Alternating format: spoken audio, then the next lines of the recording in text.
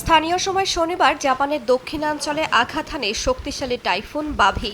Sakishima দ্বীপে ভারী বৃষ্টির পাশাপাশি তীব্র বাতাস বয়ে যায়। ইশিগাকি দ্বীপে ঝড়ের প্রভাবে পানিতে তলিয়ে গেছে রাস্তাঘাট, এতে ব্যাহত হচ্ছে যান চলাচল।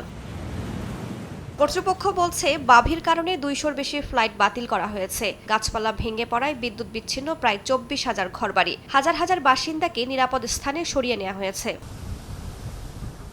তাইওয়ানেও টাইফুন বাভির আঘাতে ভারী বৃষ্টি ও বন্যা দেখা দিয়েছে। যানবাহন ভেঙে চুরে সড়কে ভেসে বেড়াচ্ছে, ক্ষতিগ্রস্ত হয়েছে দোকানপাটও। সতর্কতামূলক ব্যবস্থা হিসেবে আগেই বন্ধ ঘোষণা করা হয় স্কুল, কলেজ ও সরকারি অফিস।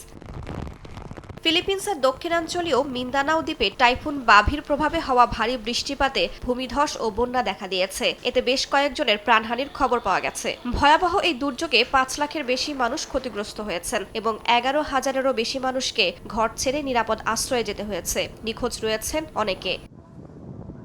আবহাওয়াবিদরা জানান, শক্তিশালী টাইফুন বাভি চীনের পূর্বাঞ্চলের দিকে এগিয়ে যাচ্ছে।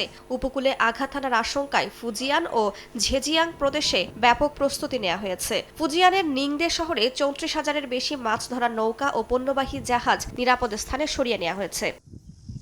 রাইসা জান্নাত, সময় সংবাদ।